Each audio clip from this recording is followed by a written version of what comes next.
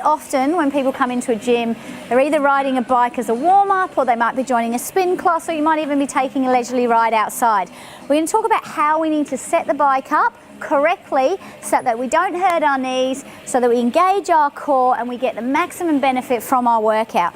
So first of all, when you approach a bike, the seat height's one of the first things you come to. So you want to stand next to the saddle, and it wants to be in line with the hip. Well, that's actually pretty good for me right there.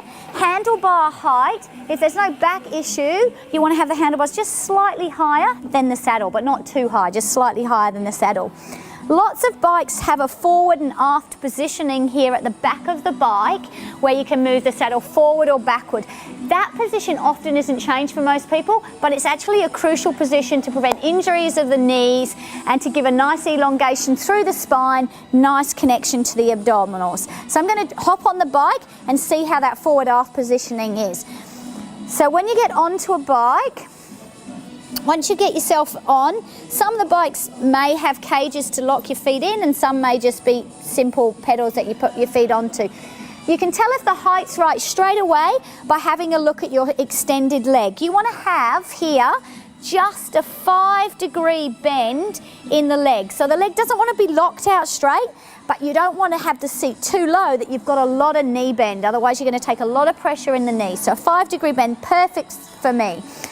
To check your forward-aft positioning, you want to bring your legs up to your leg up to a 90-degree angle. Put your hands on the edge of the handlebars and drop the elbows down. Now your elbow should be touching just on the kneecap right here.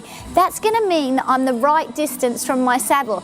If you find that your arm's right up here when your hands are on the handlebars, you're going to be way too close to the handlebars. So then when you get off the saddle and you're doing standing work, there's going to be a lot of pressure through the knees. So that forward-aft positioning that you can adjust here at the back of the seat, very important. So you want to drop the elbow down, you want to have a 90 position here so that the elbow is touching just on that knee.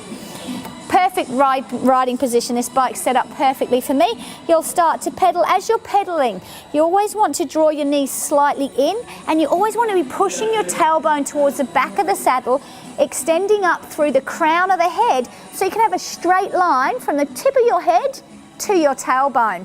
Abs on nice and strong. And that would be a perfect riding position. You should be nice and light and relaxed in the upper body. Should all be driving through those legs. And when you get into a class and you may come out of your saddle, you obviously adjust the resistance on your bike. But when you come out of your saddle, you can then keep your bottom over the saddle, and you can still keep the work in the legs and no pressure through those knees and no weight in that upper body. So this would be the perfect